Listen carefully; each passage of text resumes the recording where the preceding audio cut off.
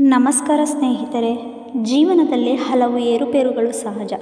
ಏಕಕಾಲದಲ್ಲಿ ಉತ್ಸಾಹದಿಂದ ಹರಡುತ್ತಿದ್ದವರು ಕೆಲವೊಮ್ಮೆ ಜೀವನದ ಸಂಕಷ್ಟಗಳಲ್ಲಿ ಸಿಲುಕಿಕೊಂಡು ತಮ್ಮ ಉತ್ಸಾಹವನ್ನು ಕಳೆದುಕೊಳ್ಳುತ್ತಾರೆ. ದುಃಖ, ನಿರಾಶೆ, ಸೋಲು, ನಿಲ್ಲದ ಹೊಣೆಗಾರಿಕೆಗಳು ಇವೆಲ್ಲವೂ ಒಟ್ಟಾಗಿ ಬಂದು ನಮ್ಮೊಳಗಿನ ಉತ್ಸಾಹದ ಜ್ವಾಲೆಯನ್ನು ನಿಶ್ಶಬ್ದವಾಗಿ ನಂದಿಸುತ್ತವೆ. ಆದರೆ ಆ ಕ್ಷಣದಲ್ಲಿ ನಾವು ಯಾರಾದರೂ ಹೇಳುವ ಒಂದು ಮಾತು, ಒಂದು ಶಬ್ದ ನಮ್ಮನ್ನು ಮತ್ತೆ ಹೊಸ ಬೆಳಕಿನತ್ತ ಕೊಂಡೊಯ್ಯಬಲ್ಲದು. ಉತ್ಸಾಹವಿಲ್ಲದೆ ಜೀವನವನ್ನು ಸಾಗಿಸುವುದು ಉಪ್ಪಿಲ್ಲದ ಊಟ ತಿನ್ನುವಂತಿದೆ. ಅದು ಬದುಕಿದ್ದರೂ ಸವಿಯಲಾಗದು. ಉತ್ಸಾಹವೆಂಬುದು ನಮ್ಮೆಲ್ಲರಿಗೂ ಅಗತ್ಯವಿರುವ ಬಾಳಿನ ಬೆಳಕು.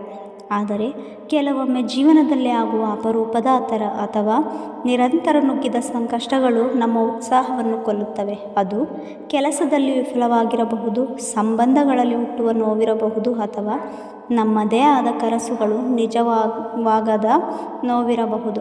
ಆದರೆ ಒಂದು ಸತ್ಯವಿದೆ, ಜೀವನವು ಯಾವಾಗಲೂ ನಮ್ಮ ನಿರೀಕ್ಷೆಯಂತೆ ನಡೆಯುವುದಿಲ್ಲ. ಕೆಲವೊಮ್ಮೆ ನಾವು ಸೋಲನ್ನು ಬಹುದಾಗಬಹುದು, ಆದರೆ ಸೋತರೆ ಜೀವನ ಮುಗಿದು ಹೋಗುತ್ತದೆ ಎಂದು ಅರ್ಥವಲ್ಲ. ನಿಜವಾದ ಶಕ್ತಿ ಎಂದರೆ ನಾವು ಎಷ್ಟೇ ಬಿದ್ದು ಹೋದರೂ ಮತ್ತೆ ಎದ್ದು ನಿಲ್ಲುವುದು. ಸೋಲುವವನೇನು ಮತ್ತೆ ಗೆಲ್ಲುವ ಹವ್ಯಾಸ ಇಲ್ಲದವನು ಎಂಬ ಗಾದೆ ಮಾತಿನಲ್ಲಿಯೇ ಸಾರ್ಥಕವಾಗುತ್ತದೆ. ಒಳ್ಳೆಯದನ್ನು ನೋಡು, ಒಂದೊಂದು ಹೆಜ್ಜೆಗೆ ನಂಬಿಕೆ ಇಡು. ಉತ್ಸಾಹ ಕಳೆದು ಹೋದಾಗ ಅಲ್ಲಿ ಅಲ್ಪ ಮಾನವ ತನ್ನ ಬಾಳಿನ ದಿಕ್ಕನ್ನು ಮರೆತು ಬಿಟ್ಟಿರಬಹುದು. ಆದರೆ ಇದೇ ಸಮಯದಲ್ಲಿ ಒಂದು ಸೂಕ್ತ ಕಿವಿಮಾತು ನಮ್ಮ ಬದುಕಿಗೆ ಹೊಸ ದಿಕ್ಕು ತೋರಿಸಬಹುದು. ಮೊದಲನೆಯದಾಗಿ, ನಮ್ಮೊಳಗಿನ ಶಕ್ತಿಯನ್ನು ಮರೆಯಬೇಡಿ. ನಾವು ಇದುವರೆಗೂ ಬಾಳಿನಲ್ಲಿ ಎದುರಿಸಿರುವ ಎಲ್ಲ ಸಮಸ್ಯೆಗಳನ್ನು ಮೀರಿಕೊಂಡಿದ್ದೇವೆ ಎಂಬುದನ್ನು ನೆನಪಿಸಿಕೊಳ್ಳಿ. ಪ್ರತಿಯೊಂದು ಹಿನ್ನಡೆಯೂ ಮುಂದಿನ ಏರಿಕೆಗೆ ದಾರಿ. ಉತ್ಸಾಹ ಮರಳಿ ಪಡೆಯಬೇಕಾದರೆ ನಾವು ಧೈರ್ಯವನ್ನು, ಧ್ಯಾನವನ್ನು ಮೈಗೂಡಿಸಬೇಕು. ಧೈರ್ಯವಿಲ್ಲದೆ ಯಾವ ಕಾರ್ಯ ಆರಂಭಿಸಿದರೂ ಸಾಧ್ಯವಿಲ್ಲ. ಧ್ಯಾನವಿಲ್ಲದೆ ಮನಸ್ಸನ್ನು ತಣಿಸಿಕೊಳ್ಳಲಾಗದು. ಇವೆರಡೂ ಸಹಜವಾಗಿಯೇ ಉತ್ಸಾಹವನ್ನು ಬೆಳೆಸುತ್ತವೆ. ಪ್ರತಿದಿನವೂ ಕೇವಲ 10 ನಿಮಿಷ ತಾನು ಏನು ಬೇಕೆಂದು ನಿರೀಕ್ಷಿಸುತ್ತಿದ್ದಾನೆ, ಏನು ಮಾಡಬಲ್ಲನೆಂಬ ಪ್ರಶ್ನೆಗಳಿಗೆ ಉತ್ತರ ಹುಡುಕುವುದು ಬಹುಮುಖ್ಯ. ಆಲೋಚನೆಗಳ ಸೆಳೆತ, ಸಾಮಾಜಿಕ ಒತ್ತಡ, ನಿರೀಕ್ಷೆಗಳ ತೂಕ ಇವು ನಮ್ಮ ಉತ್ಸಾಹದ ಆಹಾರವನ್ನು ಕಡಿದು ಹಾಕಬಲ್ಲವು. ಆದರೆ ನೆನಪಿರಲಿ, ಇವೆಲ್ಲವೂ ತಾತ್ಕಾಲಿಕ. ಇವತ್ತಿನ ಕಷ್ಟಗಳು ನಾಳೆಯ ಗೆಲುವಿಗೆ ಪಾಠವಾಗಬಹುದು.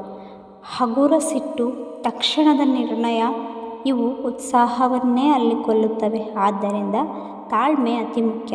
ಧೈರ್ಯವಾಗಿರಿ. ಪ್ರತಿಯೊಂದು ದಿನ ಹೊಸ ಅವಕಾಶ. ನೀವು ಉತ್ಸಾಹವನ್ನು ಕಳೆದುಕೊಂಡಾಗ ನಿಮ್ಮ ಬಳಿ ನಿಂತಿರುವ ವ್ಯಕ್ತಿಗೆ ಮಾತನಾಡಿ. ಸಹಜವಾಗಿ ಮನಸ್ಸು ಹಂಚಿಕೊಳ್ಳುವ ಮೂಲಕ ಅದು ಹಗುರವಾಗುತ್ತದೆ. ಕೆಲವೊಮ್ಮೆ ಇನ್ನೊಬ್ಬರ ಮಾತು ನಮ್ಮೊಳಗಿನ ಮಂಕಾದ ಬೆಳಕಿಗೆ ಇಂಧನ ನೀಡುತ್ತದೆ. ಬೇರೊಬ್ಬರಿಗೆ ಸಹಾಯ ಮಾಡುವುದು ಕೂಡ ನಮ್ಮಲ್ಲಿಯೇ ಹೊಸ ಉತ್ಸಾಹವನ್ನು ಹುಟ್ಟಿಸಬಹುದು.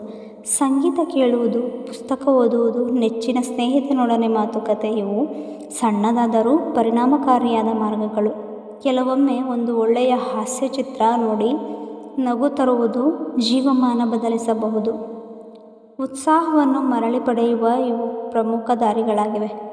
ಅಂತಿಮವಾಗಿ, ನಂಬಿಕೆ. ನೀವು ಯಾರೇ ಆಗಿರಲಿ, ಎಷ್ಟು ಕಷ್ಟದಲ್ಲೇ ಇರಲಿ, ನೀವು ಮೌಲ್ಯಮಯ ವ್ಯಕ್ತಿ.